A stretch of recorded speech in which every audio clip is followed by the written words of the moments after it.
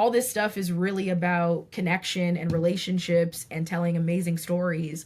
And at the end of the day, also creating amazing, innovative product. So to me, it's like if I can help a brand or a founder, bring their vision to life in a really fun and exciting way on social and in digital, I'm like, we're making it shake and we're having fun doing it.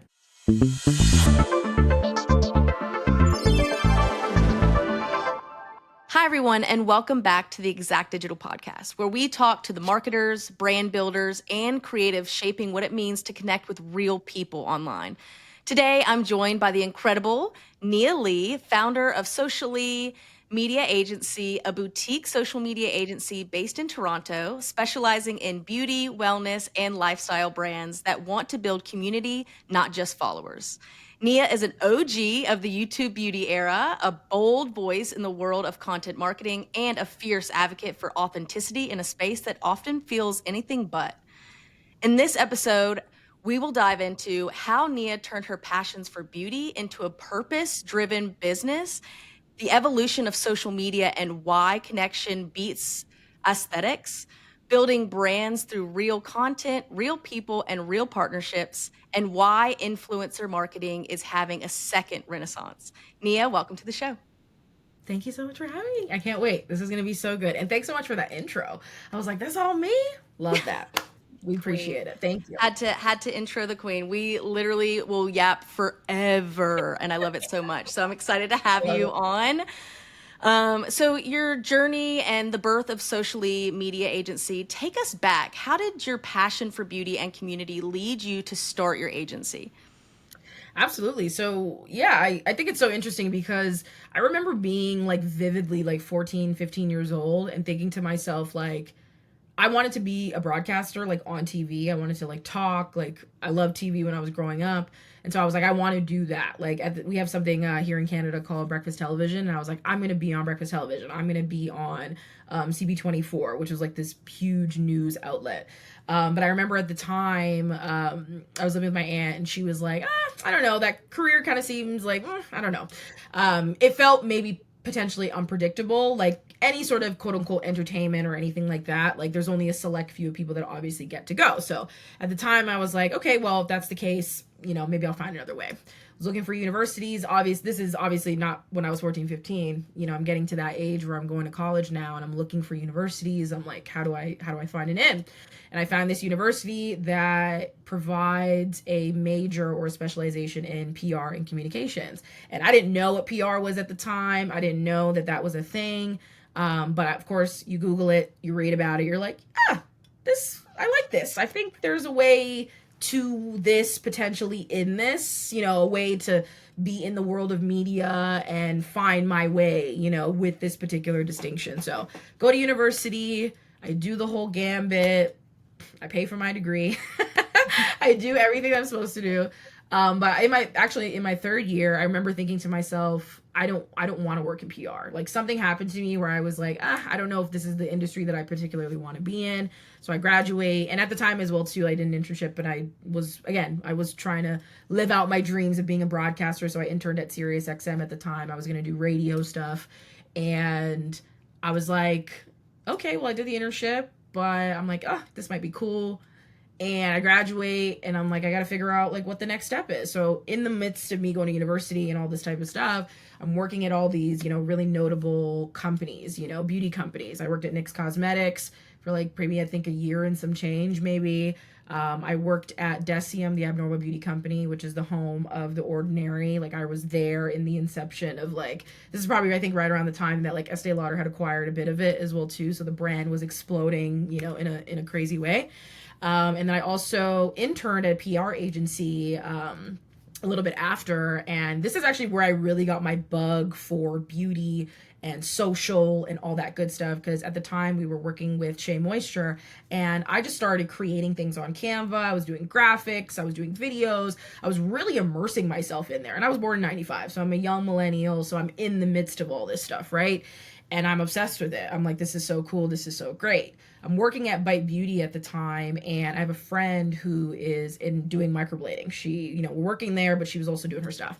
I was giving her tips about social. I was like, you should be doing this, you should be doing that, blah, blah, blah. She's like, you're really good at this. You got to like do this, you know what I mean? And so at the time I had an Instagram account that was not dedicated to social media whatsoever, but heavily in beauty because I also wanted to be a makeup artist as well too. So I was doing the looks, I was glamming the girls, I was doing all the things. As you can see, like I'm obsessed with beauty. I'm working for the companies, I'm doing all this stuff. And at the time, I start an Instagram account, which I think not is this Instagram account that I have, but one previously because I've had 80 million. And I start the account. I start Socialee media at the time. I don't have any plans. I'm like, let me just throw something up. Let me create a thing. And actually, in the midst of all that as well, too, I'm working now at a beauty bar in Toronto, and I'm doing social media for the beauty bar. So I'm actually getting to do the thing that I'm passionate about in this setting. Where my boss at the time, shout out to Mary, is like, "You're really great at this. You can make this what it is, and." You can fly. And at the time, I'm also doing my stuff, my social media stuff on the side. I'm doing videos, I'm doing lives. Like this is in 2018, I think, when like social media and being really like in this kind of quote unquote influencer potential like world that we're in now. Like that's what I was doing. I was showing up on live, I was doing videos, I was talking to people. I was really trying to build, my expertise and put it out there, but also build a community at the same time.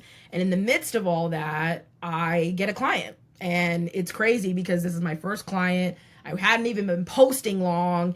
And it's so funny, actually. I remember she DM'd me and she asked for like my services.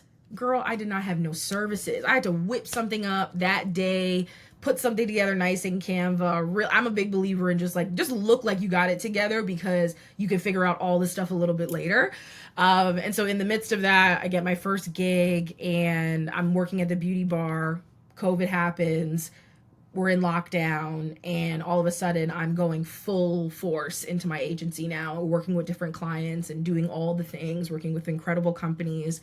And yeah, I just like, since honestly like 2020, where I actually was looking at my business license the other day, and I registered my business in April of 2020. So in a sense, I'm having a little bit of an anniversary, and I'm like, I'm doing this. And after COVID kind of subsides a little bit, my boss calls me and she's like, "Hey, do you like want to come back?" And I'm like, I think I'm good. Like, like I'm getting clients, I'm doing all this incredible work. I'm working with such amazing brands. In the midst of that, I've got the opportunity to work with like Canva and like the Main Choice and Curls, the detox market, some incredible indie brands. Like it really, since honestly 2020, 2021, it's really just kind of been the world is my oyster. And I actually remember in 2021 making the decision to say, I want to work with product-based beauty brands. Like at the time I hadn't said it, but obviously people had known that I had an interest in beauty because I would do my makeup, I would show like, I would let people know where I kind of came from. And I started actually making, you to see all those UGC videos that everyone's doing now that are very aesthetically pleasing, ASMR textures. Like I was doing that back in 2019 or actually 2021 every week. I was doing like a Texture Tuesday series on my socials, and so that put me in front of brands that I wanted to work with or that wanted to work with me. And I'm a just big believer in put it out, and then slowly but surely things will kind of come. And it's been like that honestly since then. Like I've just been working. I've had the opportunity to do some incredible things. I'm beyond grateful because I love this stuff. And to me, it's like I'm living out my 2010s dream of like not necessarily even wanting to be an influencer. I think we all go through that stage where we're seeing the beauty gurus and we're seeing the YouTubers and like, oh my God, I want to do that. But then you're like, I think I actually can make more of an impact behind the scenes. And so in the sense I've been able to do that. It's been really dope because now I get the opportunity, like I said, to work with so many brands in the world of social and marketing and influencer stuff. And it's cool because to me, all this stuff is really about connection and relationships and telling amazing stories. And at the end of the day, also creating amazing, innovative product. So to me, it's like if I can help a brand or a founder, bring their vision to life in a really fun and exciting way on social and in digital, I'm like, we're making it shake and we're having fun doing it. So long story less long, or long story long. That's the journey. That's how I got here. I love it. I don't know if we talked yet about the fact that we were both interested in broadcast.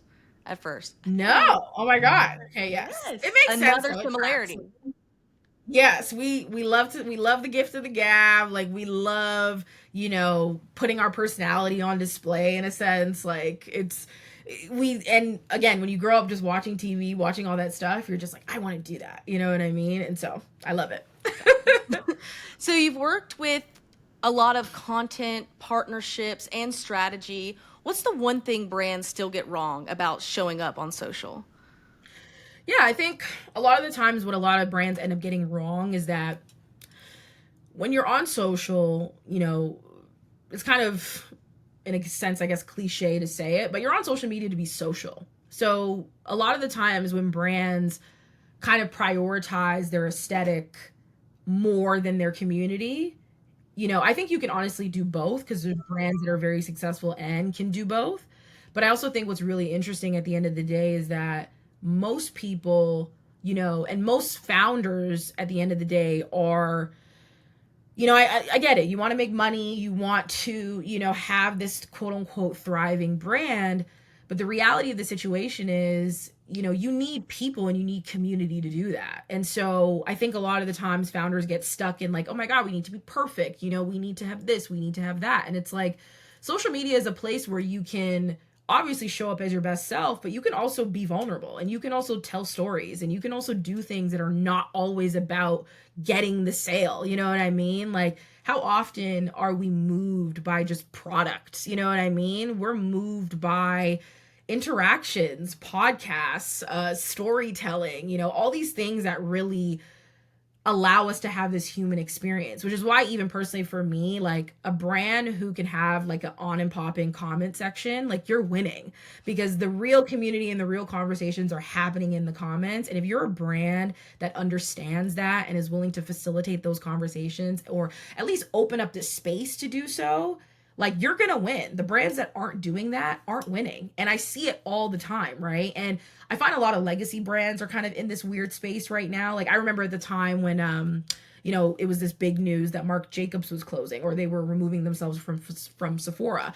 And Marc Jacobs at the time was a brand that, quite a few people liked, but what I noticed, and I think a lot of people noticed, especially with the boom of so many brands in the last like 5 years, maybe, or maybe even like, I always say 5 to 7 years or maybe 10 years, so many brands, the boom of the indie brand, right? Where founders were influencers or founders had it, there was a connection point or like they weren't afraid to show up messy, you know what I mean? And in the midst of us following their journey, we became obsessed with what they were building and what they were doing. And this eventually turned us into consumers. So I think what brands like Marc Jacobs or even like certain brands who didn't lean into storytelling enough and really only just hung their hat on the fact that like we sell makeup products, but it's like, hey babe, everybody sells makeup products, everybody's selling skincare, everyone's putting out an eyeliner, everyone's putting out a mascara. What are you doing differently and how are you now able to connect with your community digitally? Because social media is just digital word of mouth. Like that's really what it is. It's the reason why people love TikTok the way they do. Like TikTok is digital word of mouth. That's it. We've just now, instead of, your girlfriend telling you in person, you got homegirls now on the internet who are giving you all the ins and outs of things. You know what I mean? And so the brands that aren't winning are the ones that haven't realized that this is how people are connecting today and people are using social media as a tool to connect digitally. But then we now have that offline opportunity to connect as well too, which is why we're seeing a rise in activations and experiences and all this, all the brands did the Coachella stuff this weekend. But again, the brands that are doing things that feel very genuine and intentional and not performative are the ones that are going to win and going to be successful because they realize that like there's people here. Like right. I get it, follower count, we can't really see everybody, whatever, but these are real people. And a lot of the times these people are your consumers. So now if you're making the decision to actually have connection with your consumers in a way that doesn't just seem about the product, but you actually care about them as people, then that's going to be your success. If you're not doing that or you haven't cracked that code yet, you're not just you're doing it wrong, if I'm being quite honest. So, especially in 2025, y'all, like look at the world. Like people want connection, people want things that feel real. And I hate, I have a love and hate with the word authentic because I feel like authenticity has kind of been bastardized a little bit. But true authenticity is showing up regardless if people are going to like you or not. And if you can facilitate those things, then that's you're a winner. If you can't, or you're not willing to do it, or you're not able to, then I'm going to hear about your brand closing in a year. I've Right. seen it. And also, like, when you see negative comments, like, take that as an opportunity rather Yeah. than, oh my gosh, it needs to be perfect. I want to delete that comment. I don't want people to see that. First of Yeah. all, it generates traffic to your post. Mm-hmm. Second off, listen to them. Maybe they have a Yes. point. Maybe that Yes. conversation's been had behind closed doors, but you didn't have the opportunity to see it, but now it's right in front of you in your comment section. Exactly. Actually, so I love that you mentioned that because Topicals, who I talk about Topicals all the time because they're probably one of my favorite brands ever.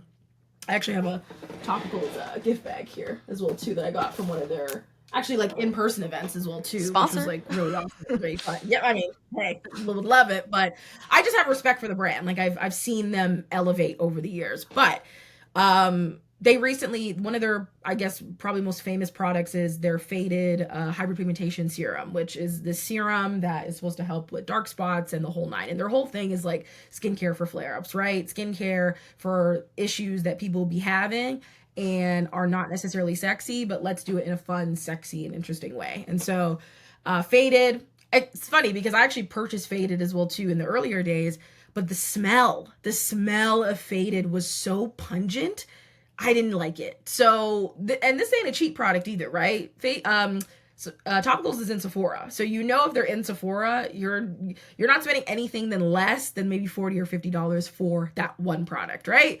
So I spend my hard-earned coins. I'm like, I'm going to try faded because I got hyperpigmentation in the whole nine. Hated the smell.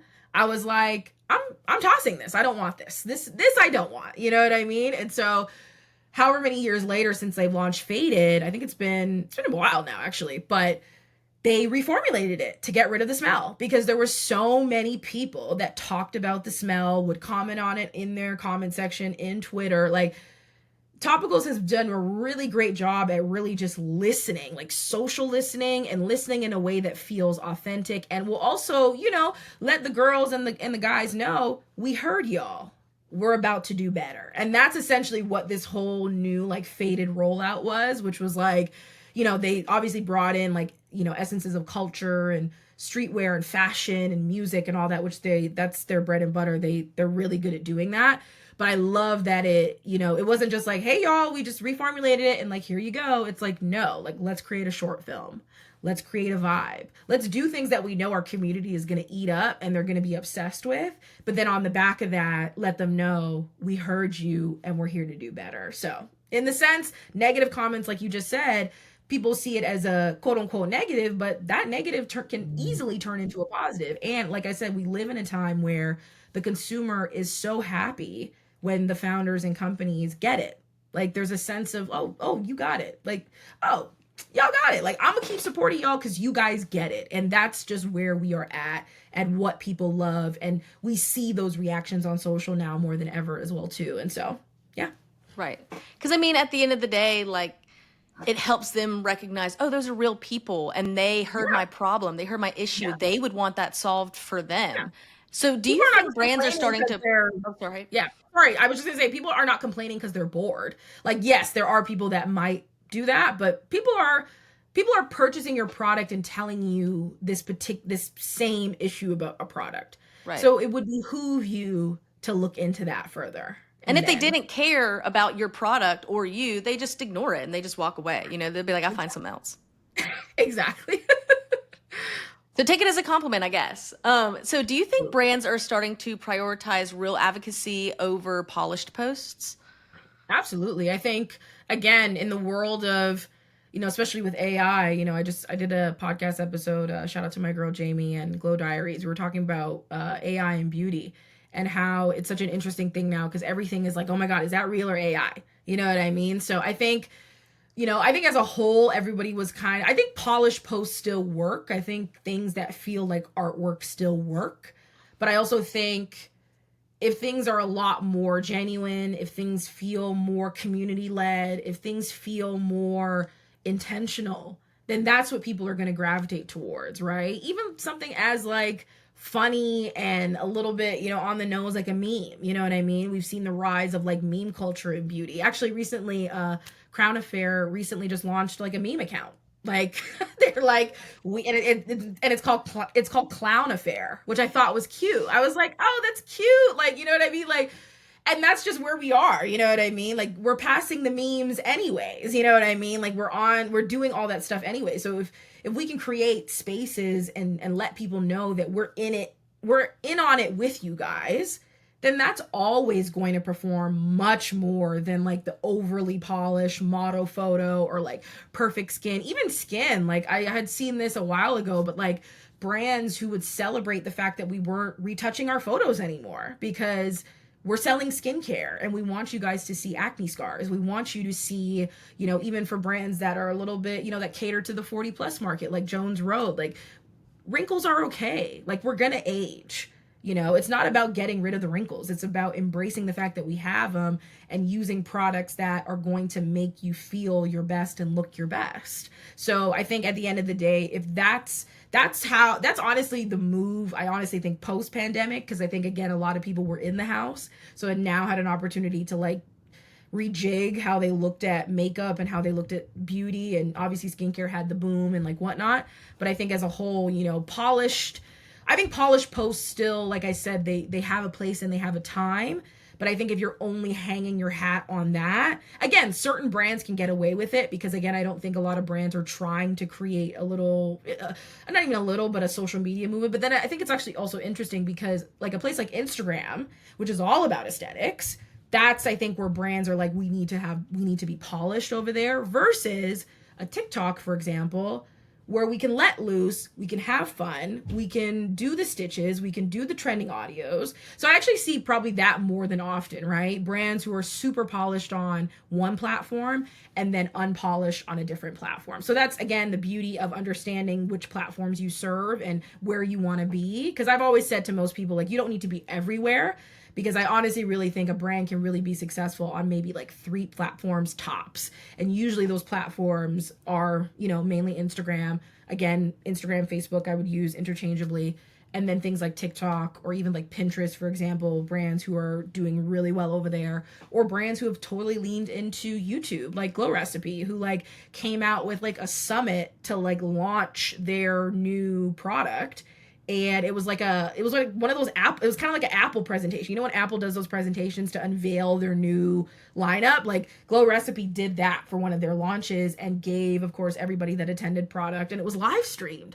I was like, I love brands that just understand how to communicate socially. And so again, in the essence of that, it's really just understanding how you're trying to show up.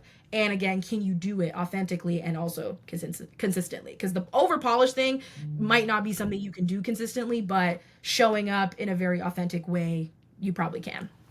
Right. And like, I really liked what you said a little bit earlier about creating content. And it's important to not have it polished, but we're not saying that you have to go and show up with just your phone camera and never even think about it. Like it can be thought out. It can be planned. It could take some time, but if you just it could make take strategy. It authentic.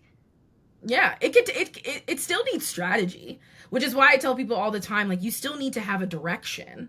You still need to understand what this is about. But I've seen, like, I was talking to a potential client about this recently, about like Shani Darden, who's like this notable esthetician who, like, majority of the videos that she posts, yeah, she has some polished stuff, but most of the stuff that she posts that does really well is stuff of her in her bathroom talking, and because she's doing her skincare routine and we're in on it with, it's almost like a FaceTime call. So like stuff like that is obviously planned. She's obviously talking about her product because they're in Sephora and whatnot.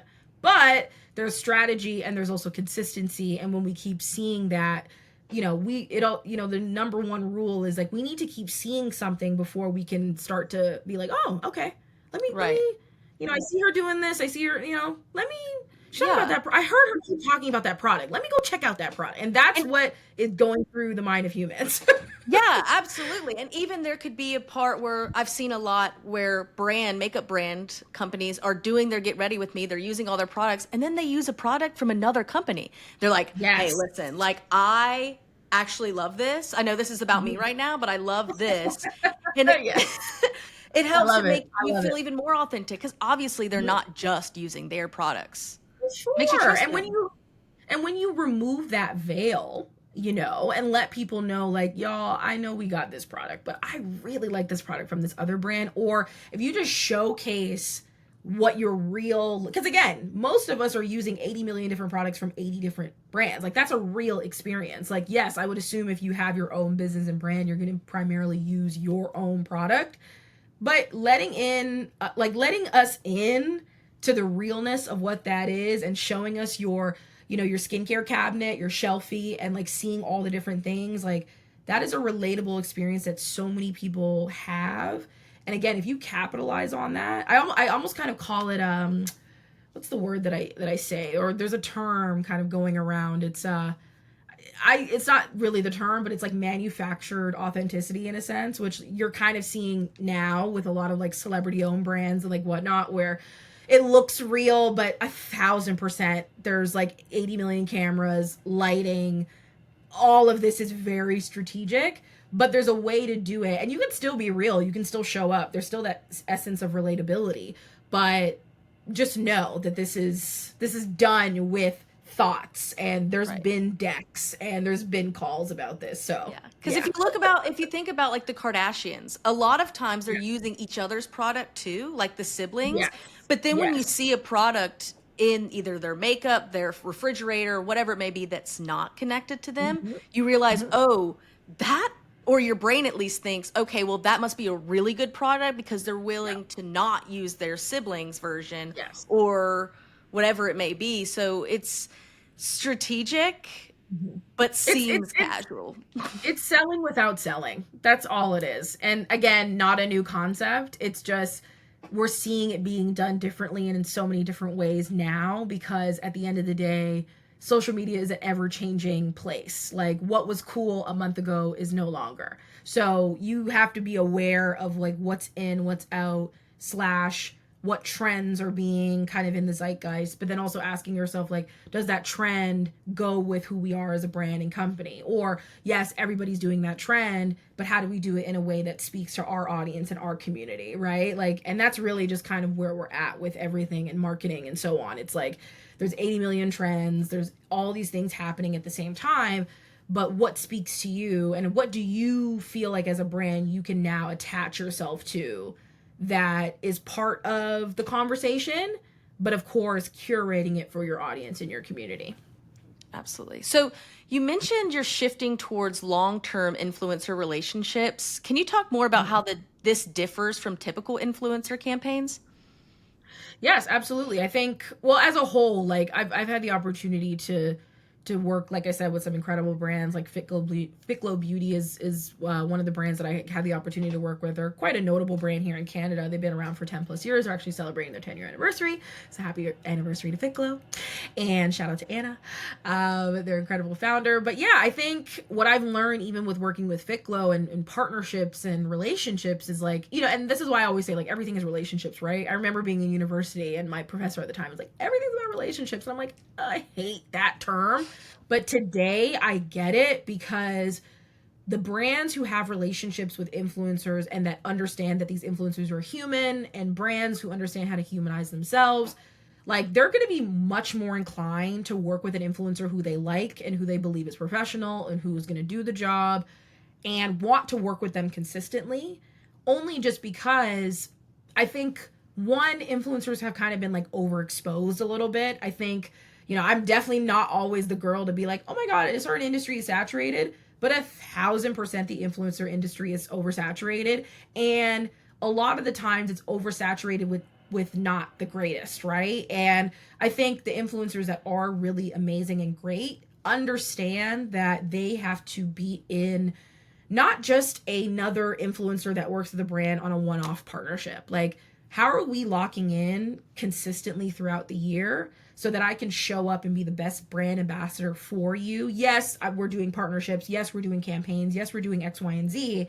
But it's all really about longevity. And I think brands kind of understand that now, because I think at a certain point it was like, let's get all the influencers of the world, let's do all this stuff and, overexpose it.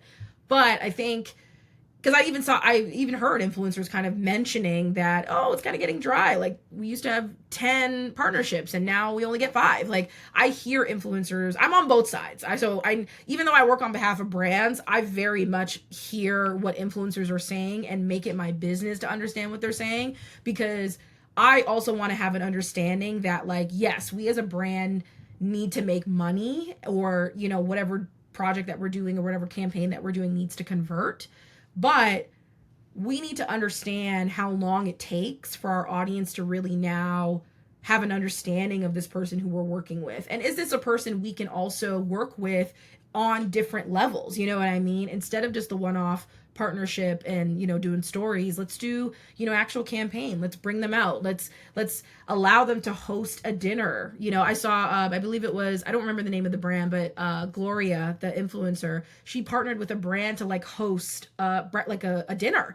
And I thought that was really awesome because yes, she had come up with a partnership with that brand, and it kind of set everything up right quite nicely. But even giving the influencer autonomy to do that, like how many brands are really going ahead and doing that?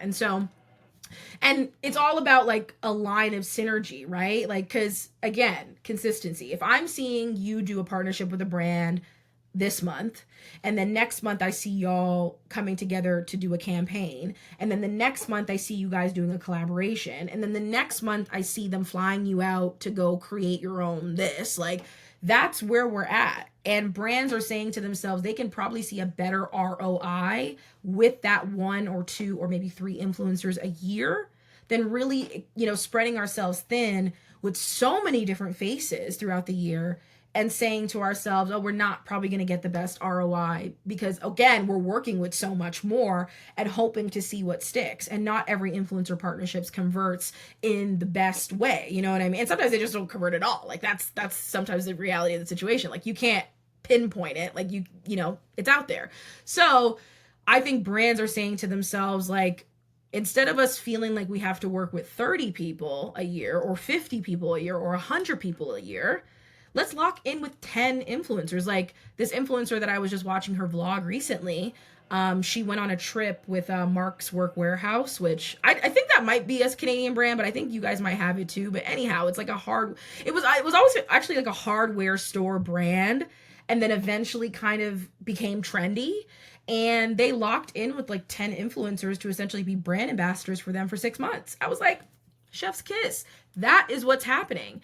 And like I said, so again, these influencers, right? The brands are inviting them on these trips.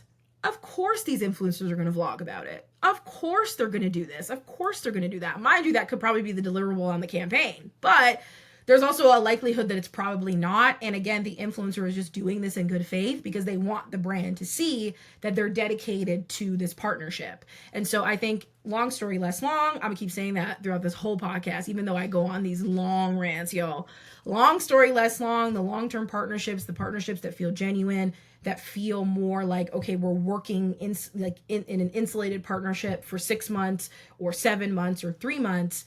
Like that's really what's going to matter. And if I keep seeing those people and it creates a sense of, oh, you trust that brand. You've been using that brand. Like my favorite thing is an influencer who organically loves a product, makes the product a phenomenon, and then that brand taps that influencer to do a campaign, to bring them on as a part of the team, to do something where it shows that they're paying attention. Going back to what I said earlier, like today brands have to pay attention. Like you don't have the luxury of just doing things willy-nilly anymore. Like you being intentional about the partnerships that you have with people, that also shows the consumer that you care. Like you're not just about having any and everybody. Like you're locking in with this one person or these 3 people or these 6 people.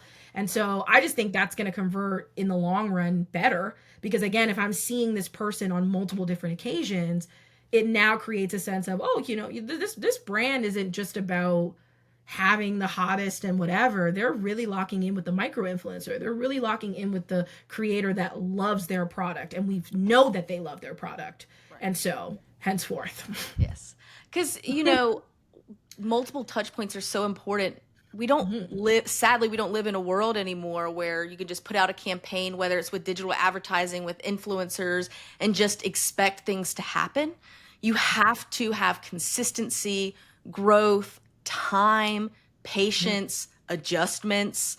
And Yes. it's all about managing those expectations and understanding that if you actually want long term success and not just that one off, you have to Mhm. take that time. Yeah, you gotta run with it. Like you gotta run with the fact that everybody like I think Set Active actually did this recently, the activewear brand, where they had a bunch of like mishaps or something happen with like a launch. I think like certain something happened with the launch of products. I don't remember exactly what it was, but instead of them saying we're gonna scrap this, they put it out. They put out the messiness of it. They put out the messy campaign. I think it was outtakes. It was outtakes of a campaign. Like they put out all the outtakes. Like a brand, like most brands would never do that. Like it's like you got to have the perfect shot or not. This brand, we put out all the outtakes. We're putting out all the bloopers. We're putting out all the things that weren't sexy and didn't go right. And we're letting y'all see behind the curtain. And people absolutely loved it. Like they did super because again, things like that where you, which again, you don't just do that just because there's strategy behind it, there's an action plan, but we're letting people know that we are totally fine with looking a certain way, you know what I mean? Or we're totally fine with like locking in with this said creator because we believe in this creator and we want people to see that we are willing to do that. And I think I'm going to put out a video quite soon about this, how I feel like brands and influencers, they've kind of lost the plot. Like influencers think that brands are just full of money, which they are, but that they're just going to shill out money just because they're influencers. And then brands have also kind of lost the plot a little bit because they look at influencers as just another run of the mill. But the issue is that everyone thinks that everybody is transactional, and that's where things get messy. And so if we really revert back to humanness and connection and relationship building, you're going to see success. You might not see success again right away, but again, if you're strategic enough and you make the right moves and you do the right things, I've seen brands be strategic, like do really really well off rip because they have the right setup. They've been Easter egging. They've been doing all these things that are all part of it. And I think again, like you said, today's consumer might not see that right away. But if you put hints out, if you Easter egg, if you drop it, like there's little things that you can do that people can, chew on and then, be like, oh my God, this is what you guys are doing. I'm sold. Right. It's all about the mystery and putting it together and people thinking, "Oh, look what I discovered." And it's like, "Oh no, Yeah, that I'm was telling you. strategic." Like the Taylor Swift of them all. Like the kids are like, "Oh my gosh, she put an Easter egg. What's the next album she's putting out?" Like they eat Exactly. it up and then they get their parents to spend thousands of dollars on concert On tickets. tickets. Yeah. And So, then she delivers. She puts on a great show. Excuse me. And you as a consumer you feel like you got exactly what you wanted. You know what I you mean? were a Like part of the everything ride. worked. Exactly, exactly. And then you as the brand can say, "Oh, okay, well, all that worked." You know what I mean? Or be like, "Oh, maybe that didn't work. Totally fine. We'll X that out next time and we'll do something else." Like Right. that's all that this social media stuff is and this marketing stuff is like testing, putting things out, experimenting, seeing what works, seeing what didn't, and, making changes as you go along. Right. And speaking of collaborations, you've worked alongside ad agencies and creative teams. What does a great partnership look like to you?